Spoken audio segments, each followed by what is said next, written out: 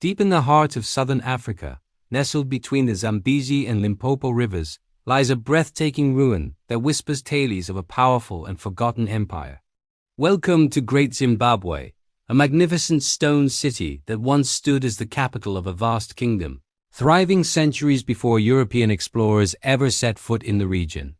For years, its origins were shrouded in mystery, leading to wild theories and heated debates. But today, we're peeling back the layers of time to uncover the true story of this incredible archaeological wonder. So buckle up as we journey back in time to explore the rise and fall of Great Zimbabwe. Imagine a city not of mud and thatch, but of towering stone walls, intricately built without a single drop of mortar to hold them together. That's the first thing that strikes you about Great Zimbabwe. The name itself, Zimbabwe, comes from the Shona language and means great houses of stone, and they certainly are great. The entire site covers a massive area, split into three main sections: the hill complex, the valley complex, and the most famous of all, the Great Enclosure. These structures weren't just for show. They were the heart of a bustling metropolis, a center of trade, politics, and religion for a kingdom that stretched across what is now modern-day Zimbabwe and Mozambique. Let's start our tour at the hill complex. Perched atop a granite hill, this area is believed to have been the royal residence and a major spiritual center. As you climb the ancient worn steps, you can almost feel the history seeping from the stones. This was the home of the king, the spiritual leader of his people. From this vantage point, he could look out over his entire kingdom.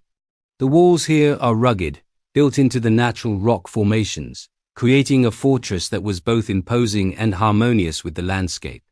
Archaeologists have found evidence of elite living quarters and ritual sites, suggesting that this was a place of immense power and sacred significance. It was from here that the king would have communed with the spirits of his ancestors, guiding the destiny of his people. Now let's head down into the valley to the Great Enclosure. This is the poster child of Great Zimbabwe, the image you've probably seen in history books. And let me tell you, it's even more impressive in person. The outer wall is a masterpiece of stone masonry, standing over 11 meters high and stretching for more than 250 meters in circumference. It's the largest single ancient structure in sub-Saharan Africa. Think about the sheer effort and skill required to build this. Thousands of granite blocks were quarried, shaped, and painstakingly stacked, one by one, to create this seamless, curving wall. And again, no mortar was used. The precision is mind-boggling. Inside the Great Enclosure, the mystery deepens. The purpose of this massive structure has been a topic of debate for decades. Was it a fortress? A royal palace? A temple? The most prominent feature inside is the conical tower, a solid stone structure nearly 10 meters high. Its exact purpose is unknown, but many experts believe it was a symbolic grain bin, representing the king's power and his ability to provide for his people. Another theory suggests it could be a phallic symbol, representing the fertility and strength of the kingdom. Whatever its function, it stands as a silent, powerful testament to the ingenuity of its builders. The enclosure itself was likely a prestigious area, perhaps reserved for the royal family or a powerful elite class, a place for important ceremonies and royal court life away from the common populace. Between the hill and the Great Enclosure lies the valley complex. This area was home to the majority of the city's population. Imagine bustling pathways, dotted with numerous stone-walled enclosures and circular huts made of daga, a mixture of clay and gravel. This was where the everyday life of Great Zimbabwe unfolded. Artisans crafted pottery, blacksmiths forged iron tools and weapons, and traders from distant lands haggled over goods. The society here was highly organized and stratified.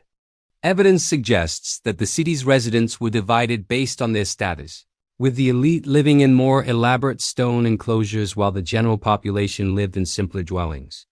It was a thriving urban center, home to an estimated 10,000 to 20,000 people at its peak. So, who were these incredible builders and architects? For a long time, colonial-era historians and archaeologists simply refused to believe that indigenous Africans could have constructed such a sophisticated city. They proposed all sorts of fantastical theories, suggesting it was built by Phoenicians, Arabs, or even the biblical Queen of Sheba. These theories were, of course, rooted in racial prejudice and a desire to deny the rich history of the African continent. But modern archaeology has set the record straight. Great Zimbabwe was built by the ancestors of the modern-day Shona people who have inhabited this region for centuries. The distinct pottery styles, the architectural techniques, and the artifacts found at the site all point to a unique local culture. The Kingdom of Zimbabwe rose to prominence around the 11th century and reached its peak between the 13th and 15th centuries. What fueled its incredible growth? The answer lies in two key resources: cattle and gold. The kingdom controlled vast herds of cattle, which were a symbol of wealth and status. But more importantly, it controlled the region's lucrative gold trade. Gold mines were scattered throughout the Zimbabwean plateau, and the kingdom acted as the middleman, trading this precious metal with merchants from the Swahili coast. In return, they received exotic goods from as far away as China and Persia. Archaeologists have unearthed Chinese porcelain, Persian glass, and Arab coins at Great Zimbabwe, painting a picture of a cosmopolitan city connected to a vast international trade network. This wealth is what funded the construction of its magnificent stone structures and supported its complex society. But like all great empires, the Kingdom of Zimbabwe eventually declined. By the mid-15th century, the city of Great Zimbabwe was largely abandoned. Why? There's no single simple answer, but archaeologists believe it was likely a combination of factors. The very success of the city may have led to its downfall. A massive population would have put immense strain on the local environment.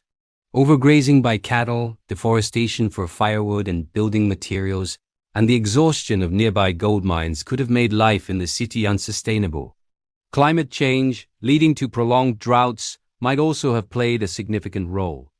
As resources dwindled, political instability and power struggles likely emerged, causing the kingdom to fracture and its people to migrate to more fertile lands, establishing new centers of power like Kami and Danamon.